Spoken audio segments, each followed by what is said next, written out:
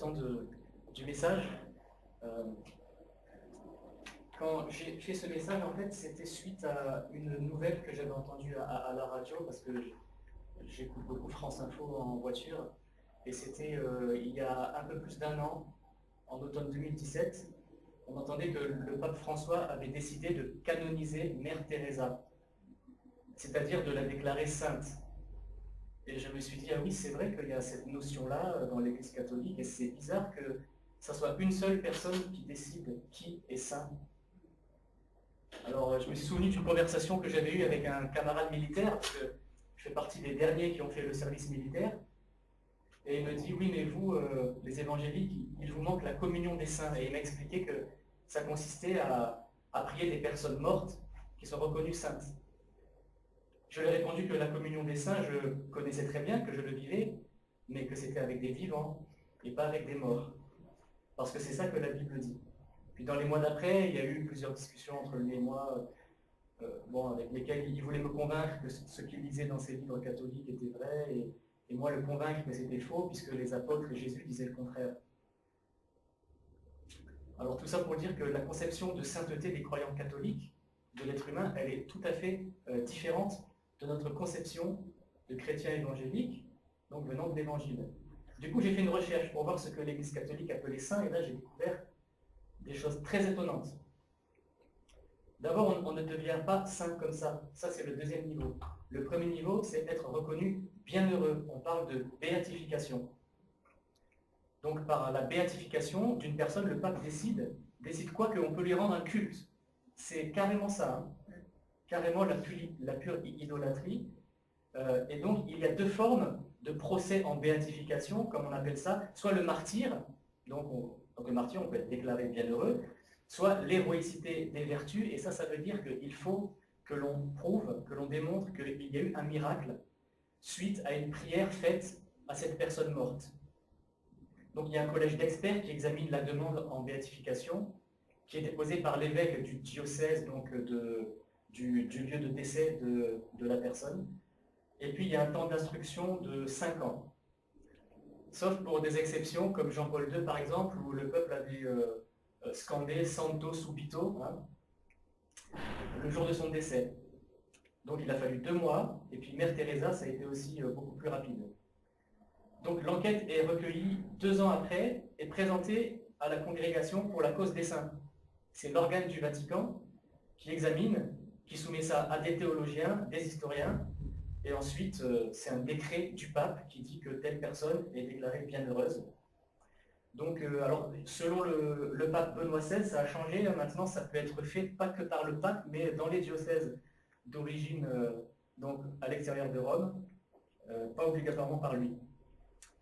Donc, une fois béatifié, le culte à cette personne est localisé, donc sur un diocèse, une cité, une famille spirituelle. Et après, pour que ce culte soit autorisé par le monde entier, c'est le deuxième niveau. Il faut être canonisé et on entre au catalogue des saints. Pour ça, il faut donc un deuxième miracle. Mère Teresa, du coup, c'était 20 ans après qu'elle a été reconnue sainte. Et on voit bien que cette notion de saint, c'est pas du tout inspiré par la parole de Dieu. Déjà, rendre un culte à d'autres personnes que Dieu, eh ben, c'est condamné dès les 10 commandements. On appelle ça de l'idolâtrie. Dans Luc 4,8, Jésus répond au diable qui le tentait, tu adoreras le Seigneur ton Dieu et tu le serviras lui seul. Et il reprend ça de Exode 10, 4 à 5, tu ne te feras point d'image taillée, ni de représentation quelconque des choses qui sont en haut dans les cieux, qui sont en bas sous la terre, qui sont en bas sur la terre, qui sont dans les eaux plus bas que terre. Tu ne te prosterneras point devant elles, tu ne les serviras point, car moi l'Éternel ton Dieu, je suis un Dieu jaloux, qui punit l'iniquité des pères sur les enfants jusqu'à la 3e et la 4e génération de ceux qui me haïssent, etc., et qui bénit jusqu'à la 1000e génération. Et cette notion de saint, je la vivais dans mon enfance de tradition catholique, et ça consistait à aller brûler un cierge à une statue, la statue d'un saint, donc, qui avait une spécialité. Donc par exemple, si on avait perdu ses clés, c'était Saint Antoine de Padoue, et on lui brûlait un cierge, et on lui faisait une prière. Donc Dieu est contre ça. On se mettait à genoux, hein, tu ne te prosterneras point. Et quand on fait ça, ils nous considèrent comme adultères, infidèles. Du coup, on ne peut même pas s'appeler chrétien. Donc dans Larousse, on voit la définition de saint, c'est quelqu'un qui mène une vie exemplaire sur un plan moral ou religieux, entre guillemets, un saint homme. Donc après cette introduction sur la sainteté qui m'a interpellé selon la doctrine catholique, c'est intéressant de voir ce qui est dit dans la Bible, qui est la seule autorité de foi sur les chrétiens. Avec une première partie sur la sainteté dans l'Ancien Testament. C'est que Dieu, premièrement, est seul saint. Et il rend saint ce qu'il touche de près, y compris le peuple qu'il s'est choisi. Dans une deuxième partie, nous verrons que dans le Nouveau Testament, les saints, ce ne sont pas quelques croyants menant une vie exemplaire, même s'il y en a, mais tous les chrétiens. Et dans une troisième et dernière partie, nous verrons qu'en tant que chrétiens, nous sommes appelés à nous efforcer d'être saints, et c'est le combat de toute la vie chrétienne. Dans l'Ancien Testament, donc Dieu seul est saint. Il y a le mot hébreu kadosh qui est un adjectif de pureté physique, rituelle, morale, spirituelle, qui signifie aussi séparé, mis à part, retranché, consacré. C'est spécial. La sainteté, c'est un caractère de Dieu, c'est une qualité fondamentale de Dieu qui le sépare de l'homme pécheur. La sainteté, c'est la pureté, l'absence de la moindre trace de péché qui fait que l'homme ne peut pas subsister en présence de Dieu, il ne peut que mourir à cause de son péché. Dans Exode 33, 20, l'Éternel dit à Moïse, « Tu ne pourras pas voir ma face, car l'homme ne peut me voir et vivre. » Et tout ce qui est de près lié à Dieu est saint. Son esprit est saint, le lieu rempli par sa présence dans le temple, dans l'arche, dans le tabernacle, est le lieu très saint. Exode 26, 33, les instructions données pour la construction, c'est tu mettras le voile au-dessous des agrafes, et c'est là, en dedans du voile, que tu feras entrer l'arche du témoignage. Le voile vous servira de séparation entre le lieu saint et le lieu très saint. Le sacrificateur, intermédiaire entre Dieu et les hommes, est saint par délégation de Dieu. Dieu lui confère sa sainteté pour pouvoir être cet intermédiaire. Dans Lévitique 21.8, il dit « Tu regarderas un sacrificateur comme saint, car il offre l'aliment de ton Dieu. Il sera saint pour toi, car je suis saint, moi l'Éternel, qui vous sanctifie. » Et le souverain sacrificateur était le seul à pouvoir entrer dans le lieu très saint une fois par an, le jour du pardon, donc le Yom Kippour, pour faire les sacrifices d'expiation des péchés du peuple. Une seule personne. Parce que dans l'Ancien Testament, la sainteté, c'est dangereux. S'approcher de Dieu, c'est dangereux. On ne rigolait pas avec ça. D'ailleurs, il y avait une perche pour pouvoir tirer le sacrificateur du lieu très saint s'il avait un malaise ou quoi, qu'il était... parce qu'on n'avait pas le droit de rentrer là sous peine de mort. Tout lieu rempli de la présence de Dieu est appelé saint par Dieu. Bien avant le tabernacle et le temple, ceux qui connaissaient Dieu savaient cela. Par exemple, Jacob, après avoir eu un songe où Dieu lui a fait ses promesses, il fut effrayé et en se réveillant, dans Genèse 26, 16, il dit « Certainement l'Éternel est en ce lieu, et moi je ne le savais pas. » Il eut peur et dit que ce lieu est redoutable. Il eut peur. C'est ici la maison de Dieu, c'est ici la porte des cieux. Et pareil pour Moïse. Quand Dieu se révéla à lui, du sein du buisson ardent, Exode 3, Dieu l'appela du milieu du buisson et dit « Moïse, Moïse !» Moïse répondit « Me voici !» Dieu dit « N'approche pas d'ici, ôte tes souliers de tes pieds, car le lieu sur lequel tu te tiens est une terre sainte. » Et il ajouta « Je suis le Dieu de ton père, le Dieu d'Abraham, le Dieu d'Isaac et le Dieu de Jacob. » Moïse se cacha le visage car il craignait de regarder Dieu. On ne peut voir Dieu et vivre, il le savait. Les rendez-vous, les dates que Dieu a données au peuple, comme des rencontres avec lui, sont saints. Il appelle ça des saintes convocations. Quand Dieu a donné la loi sur la Pâque, Lévitique 23, 7, il dit le premier jour de cette semaine, vous aurez une sainte convocation. Vous ne ferez aucune œuvre servile. Vous offrirez à l'Éternel pendant 7 jours des sacrifices consumés par le feu. Le 7e jour, il y aura une sainte convocation. Vous ne ferez aucune œuvre servile. Dieu s'est toujours annoncé comme le Dieu saint. Son peuple l'a reconnu ainsi et il était primordial que le peuple ait conscience de ce gouffre qui les séparait de Dieu afin de réaliser leur faible condition de cœur par rapport à la nature sainte de Dieu. Dans l'Ancien Testament, on appelle ça la crainte de Dieu. Et c'est ce que l'on matérialise dans le fait de se prosterner, de s'abaisser devant Dieu tout en l'élevant par nos mots. C'est le premier sens du mot adorer, se mettre à genoux, se prosterner, qui nous en dit long en peu de syllabes sur ce qu'est réellement l'état de cœur de l'adorateur de Dieu, celui dont Jésus disait qu'il doit adorer Dieu, le Père, en esprit et en vérité. Comme Dieu est saint, il a voulu que son peuple soit saint dans le sens de séparer des autres peuples qui adorent des faux dieux, des dieux sculptés, qui n'entendent pas, qui ne voient pas. Et le culte de certains était même abominable jusqu'à des sacrifices humains et même des sacrifices d'enfants. Dieu ne voulait pas que son peuple soit mélangé avec ces personnes-là. Il voulait marquer la différence. Deutéronome 14, 1 à 2. Vous êtes les enfants de l'Éternel, votre Dieu. Vous ne ferez pas d'incision et vous ne vous raserez pas entre les yeux pour un décès, des risques qui étaient pratiqués par l'extérieur. En effet, tu es un peuple saint pour l'Éternel ton Dieu, et l'Éternel ton Dieu t'a choisi pour que tu sois un peuple qui lui appartienne parmi tous les peuples qui sont à la surface de la terre, un peuple saint. Tu ne mangeras rien d'abominable, voici les animaux que vous pourrez manger, le bœuf, la brebis, la chèvre, etc. Dans Lévitique 11, 44, il dit « Je suis l'Éternel votre Dieu, vous vous sanctifierez et vous serez saints, car je suis saint, et vous ne vous rendrez point impurs par tous ces reptiles qui rampent sur la terre. » Donc il leur rappelle plusieurs fois qu'il les a fait sortir d'Égypte, de l'esclavage, pour qu'ils soient son peuple, un peuple mis à part.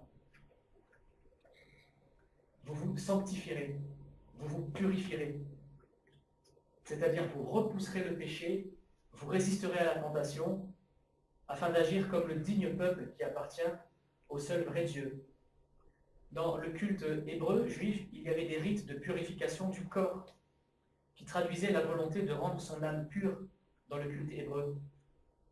C'était une purification cérémonielle, morale, et c'est de là que vient le baptême chrétien, qui parlait aux juifs. Pour se purifier après certaines maladies, même après la période menstruelle pour les femmes, on devait se plonger entièrement dans l'eau. C'était accompagné de prières, il y avait cette volonté de purification. Et il y avait des bains publics qu'on appelait mikvé, qui étaient aussi fréquentés que l'école, la synagogue. Et quand on se convertit au judaïsme, en fait, on passe obligatoirement par cette immersion totale dans le mikvé, souhait de se purifier pour appartenir à Dieu.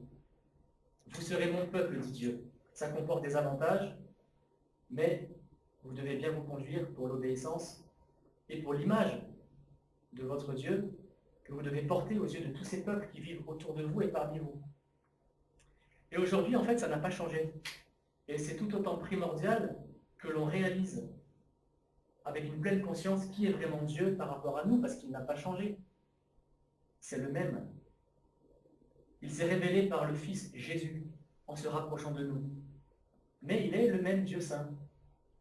Et l'état de cœur que nous, croyants de croyants du Nouveau Testament, doit être le même état de cœur que demandait Dieu des croyants pieux de l'Ancien Testament. Et la crainte doit être la même. Et c'est pour ça que c'est très bon, très utile encore aujourd'hui d'étudier les textes de l'Ancien Testament. Parce que c'est là qu'on se rend vraiment compte de qui est Dieu, de sa sainteté et de sa grandeur. On a fait des études bibliques dans un groupe à Nancy pendant quelques années qui m'ont vraiment confirmé cela et qu'on passe à côté de quelque chose si on ne veut pas lire Exode, Esdras, Néhémie, qui montre que Dieu est rigoureux, il est strict, il ne plaisante pas avec le péché. Ça nous permet d'apprécier à sa juste valeur la grâce qui nous est offerte en Jésus-Christ et le bonheur de notre condition de croyant en Jésus-Christ. Un chrétien un jour me dit qu'il ne lisait que le Nouveau Testament parce qu'il ne voyait pas l'utilité de lire l'Ancien, parce que le Nouveau Testament c'est l'Évangile, que l'Ancien c'est les choses passées, maintenant toutes choses sont devenues nouvelles. Et j'étais très étonné d'entendre ça, parce que ce n'était pas ma vision. Et puis en regardant bien, si la Bible nous est arrivée avec 39 livres de l'Ancien Testament et 27 du Nouveau, c'est parce qu'il y a des chrétiens, des théologiens qui ont étudié, qui ont fait ce choix, et pas des chrétiens quelconques comme je peux être, mais des théologiens qui ont reconnu que ces textes étaient inspirés.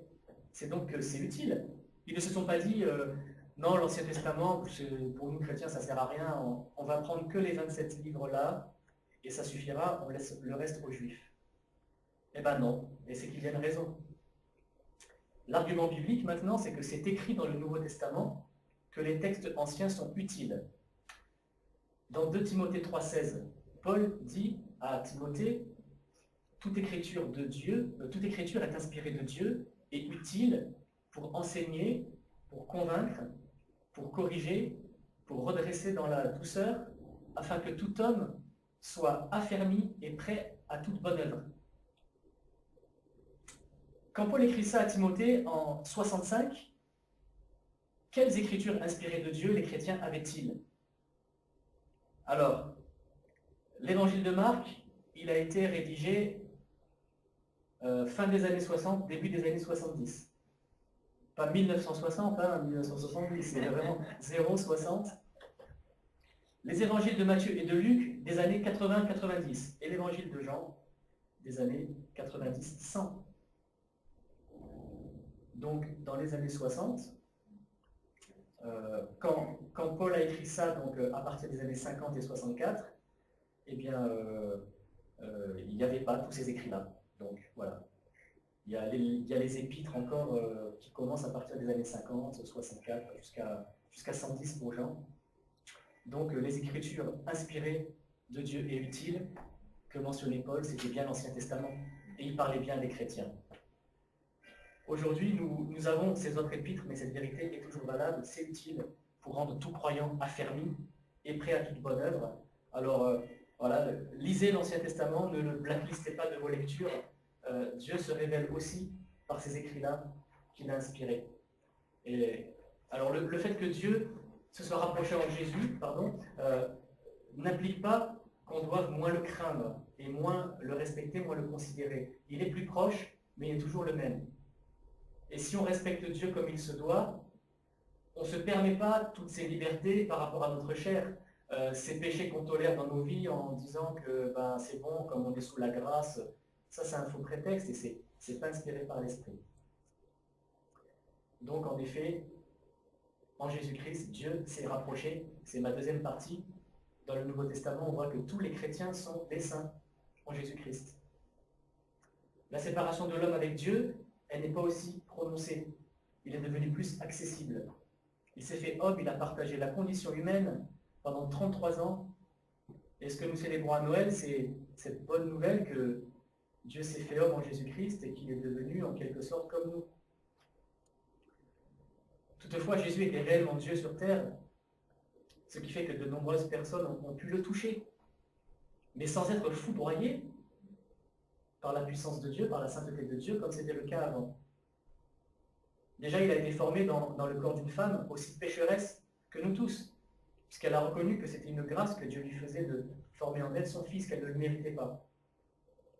Mais tout au long de la vie terrestre de Jésus, il a mangé en compagnie de Jean, il a dormi dans les mêmes logements que ses disciples, il a même partagé la table des pécheurs, sans qu'il soit foudroyé ou frappé d'aveuglement, comme ça aurait pu être le cas dans le lieu très saint du temple. C'était cette nouvelle ère appelée la Nouvelle Alliance. Et déjà, ce rapport humain avec les hommes en Jésus présageait que la sainteté de Dieu devenait accessible à l'homme. Jésus était venu pour sauver ceux qui étaient perdus, pour que ceux qui étaient souillés soient considérés purs, sans péché.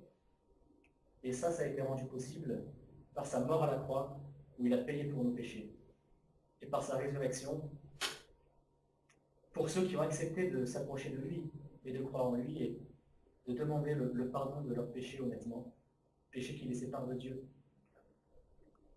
La sainteté de Dieu, accessible à l'homme, elle a été matérialisée par un événement dans le temple, où Jésus, au moment où Jésus a rendu son dernier souffle sur la croix. Quel est cet événement dans le temple? Qu'est-ce qui s'est passé? Et ouais. Et le voile, de haut en bas, s'est déchiré, séparait le lieu saint du lieu très saint, où il n'y avait que Dieu et le souverain sacrificateur une fois par an qui avait le droit d'aller. C'était l'ouverture du lieu très saint, la proclamation de la pleine présence de Dieu pour le croyant en Jésus-Christ. Ça matérialisait qu'il n'y a plus de distance entre nous et Dieu si on est en Jésus-Christ. C'est le plein accès à l'éternité, à son royaume, dont Jésus avait tant parlé. Voilà la destination finale de tous ceux qui ont accepté ce sacrifice de Jésus pour leur vie, cette coexistence avec Dieu qui n'était pas possible avant. Avant, c'était voir Dieu et mourir. Mais Dieu avait déjà planifié cette œuvre de Jésus dès les temps anciens, car il ne voulait pas être séparé de ses enfants. Le voile déchiré, c'est l'abolition de l'intermédiaire entre nous et Dieu, en la personne du sacrificateur. Maintenant, l'intermédiaire, à présent, le seul, c'est Jésus. Paul dit aux Éphésiens, chapitre 2, « Car il est notre paix, lui qui des deux n'en a fait qu'un, et qui a renversé le mur de séparation, l'inimitié, ayant anéanti par sa chair la loi des ordonnances dans ses prescriptions, afin de créer en lui-même avec les deux un seul homme nouveau, en établissant la paix, et de les réconcilier l'un et l'autre en un seul corps, avec Dieu par la croix, en détruisant par elle l'inimitié. » Et Paul parle ici du rapprochement du peuple élu de Dieu, les Juifs, avec les autres peuples qui croyaient en Jésus. Et il dit, il est venu annoncer la paix à vous qui étiez loin, donc les païens qui venaient d'ailleurs que du peuple juif, et la paix à ceux qui étaient prêts au peuple juif. Car par lui, nous avons les uns et les autres accès au Père dans un même esprit. Ainsi donc, vous n'êtes plus des étrangers, ni des gens du dehors, mais vous êtes concitoyens des saints, gens de la maison de Dieu. C'est proclamé, c'est dit. Les saints dans le vrai sens, c'est-à-dire celui du Nouveau Testament, ce sont les chrétiens qui sont déclarés membres de la cité de Dieu. Et nos rapports avec les saints doivent être avec les vivants et en aucun cas les chrétiens morts. Quelques versets pratiques qui démontrent ça. Romains 10, 13, Paul dit « Pourvoyez aux besoins des saints et exercez l'hospitalité avec empressement. » Je pense qu'il parle bien des vivants, là. Les morts, ils n'ont plus de besoin. On ne peut rien faire pour eux. Hein. Dans Parole de vie, c'est carrément traduit « Aidez les chrétiens qui en ont besoin. Recevez bien ceux qui viennent chez vous. » Les salutations de Paul sont souvent ainsi, Paul et Timothée, serviteurs de Jésus-Christ, à tous les saints en Jésus-Christ qui sont à Philippe, aux anciens et aux diacres. Que la paix et la grâce vous soient données de la part de Dieu notre Père et du Seigneur Jésus-Christ. Donc on est d'accord qu'il écrit à des vivants, qu'il lit cette lettre et qu'il ne salue pas des morts. Philippiens 4, 21, saluez tous les saints en Jésus-Christ, les frères qui sont avec moi vous saluent. Voilà, etc. Alors, troisième partie, en tant que chrétien, du coup, on doit se montrer le plus possible à la hauteur, c'est-à-dire s'efforcer d'être saint, d'être ce peuple pur à part qui fait une différence. 1 Pierre 1, 14 à 16 encourage les chrétiens ainsi, comme des enfants obéissants, ne vous conformez pas aux convoitises que vous aviez autrefois quand vous étiez dans l'ignorance. Mais puisque celui qui vous a appelé est saint, vous aussi soyez saints dans toute votre conduite. Voilà. Selon qu'il est écrit, vous serez saints car je suis saint. C'est un ordre, c'est une obligation. C'était 1 Pierre, chapitre 1, versets 14 à 16. Oui. S'il est vrai que par notre conversion, notre changement d'attitude vis-à-vis du péché, notre acceptation de Jésus comme Sauveur, comme Seigneur, nous sommes déclarés saints, cela ne nous dispense pas de nous purifier, de rejeter le péché qui est à notre porte ou même entré chez nous. Nous avons revêtu Christ, mais notre cœur est toujours tenté. Et nous sommes continuellement appelés à résister à la tentation de se confondre avec le peuple loin de Dieu. Les apôtres le rappellent tout le temps dans leurs épîtres. Un exemple dans 2 Corinthiens 6, à partir du verset 16. Il dit, quel rapport y a-t-il entre le temple de Dieu et les idoles? Car nous sommes le temple du Dieu vivant. Comme Dieu l'a dit, j'habiterai, je marcherai au milieu d'eux, je serai leur Dieu, et ils seront mon peuple. C'est pourquoi sortez du milieu d'eux et séparez-vous, dit le Seigneur, ne touchez pas à ce qui est impur, et je vous accueillerai. Je serai pour vous un père, et vous serez pour moi des fils et des filles, dit le Seigneur Tout-Puissant. Ayant donc de telles promesses, bien-aimés, purifions-nous de toute souillure de la chair et de l'esprit, en achevant notre sanctification dans la crainte de Dieu, c'est-à-dire qu'on devient de plus en plus saint en pratique. Bien qu'aux yeux de Dieu, nous le sommes à 100%, sinon on périrait devant son jugement. Donc, connaissant notre Dieu et Père, notre Seigneur Jésus-Christ, nous devons regarder comme très important de ne pas toucher les mauvaises actions de notre entourage, de ne pas les adopter. C'est un défi parce qu'on doit en même temps vivre dans ce monde, aimer ce monde, nos proches, notre famille, mais ça n'implique pas de rentrer dans les mauvaises pratiques qui peuvent être pratiquées. Rejeter ce que nous aurions encore dans notre vie pour coller au mieux à la sainteté de Christ. Pour ressembler de plus en plus à l'image parfaite de Christ, c'est la sanctification. Il y a deux choses qui doivent nous donner envie de nous sanctifier ainsi, de dire non, non, allez, non, là j'arrête, c'est pas pour les chrétiens ça. Et ces deux choses, selon moi, sont la crainte de Dieu. C'est une pleine conscience de la sainteté de notre Père et de sa non-tolérance du péché. Et la deuxième chose, c'est de considérer à son juste prix ce que Jésus a dû payer sur la croix pour mon péché. Et quand je considère ce que Jésus a souffert, comment il a été humilié, cloué, battu pour payer pour moi, je ne peux pas faire comme si mon péché c'était pas grand-chose et si c'était pas grave. C'est grave.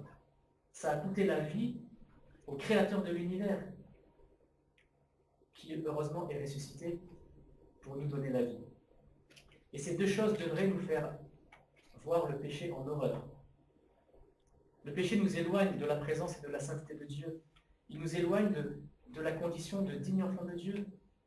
Dans la parabole du fils prodigue, quand il revient, il se repent, il dit « J'ai péché contre le ciel et contre toi, et je ne suis plus digne d'être appelé ton fils. » Il était conscient d'être très loin. Le péché dévalue le sacrifice inestimable de Christ. Si je tolère le péché, alors je ne considère pas à sa juste valeur le prix que Jésus a payé. Je le piétine.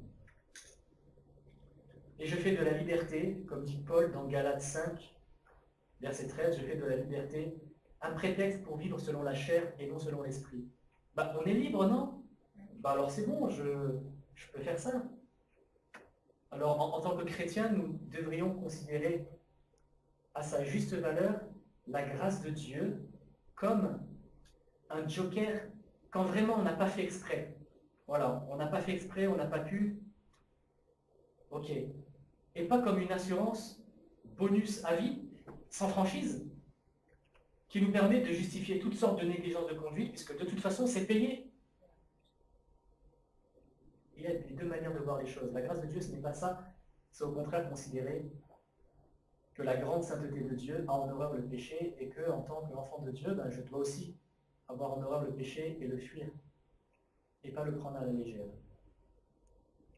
Se comporter comme saint que nous sommes en Christ, c'est être conscient de la grâce, tout en ayant conscience de la sainteté de Dieu à laquelle nous avons été appelés, tout en gardant cette crainte de Dieu selon l'Ancien Testament, ce profond respect.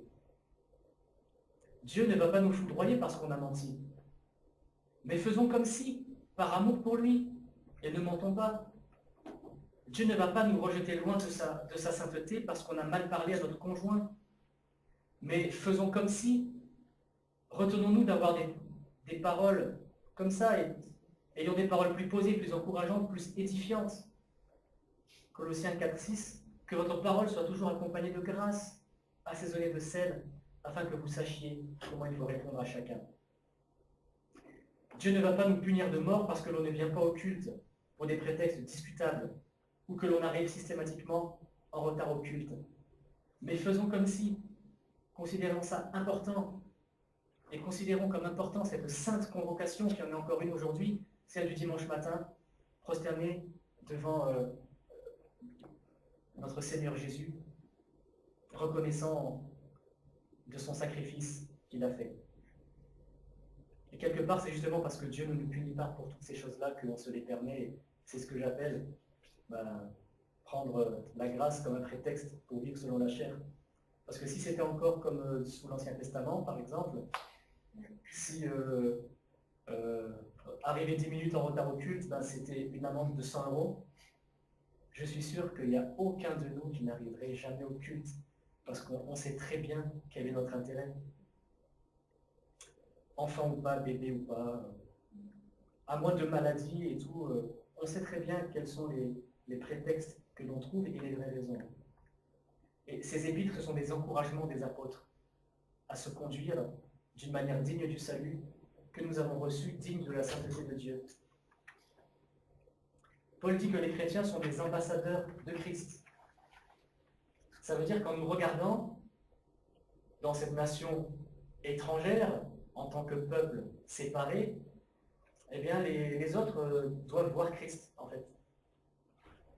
Et les personnes qui ne le connaissent pas autour de nous devraient être positivement marquées par notre piété, notre droiture, l'adéquation de ce que l'on vit avec ce que l'on dit. Un jour, quelqu'un a dit à ma femme, ah ouais, vous allez au culte tous les dimanches? Ah ouais?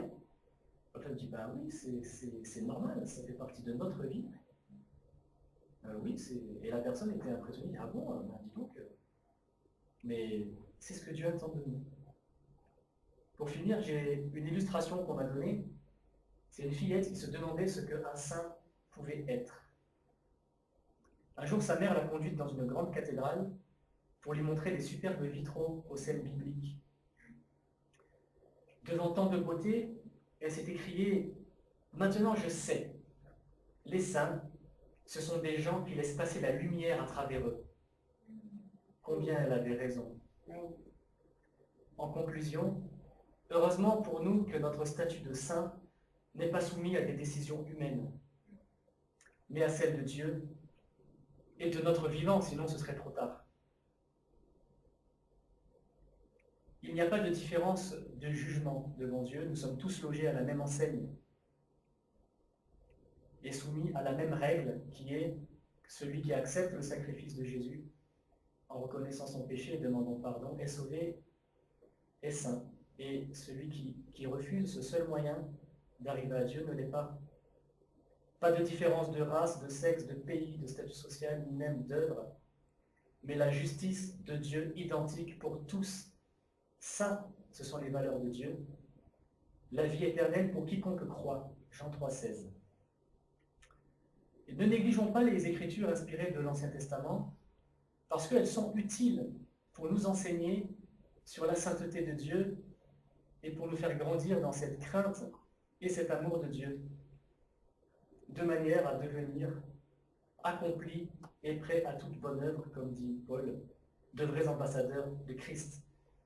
Donc encourageons-nous à rechercher la sainteté pour nous efforcer d'être le plus digne possible de l'image du Christ qui nous couvre et nous a purifiés de tout péché.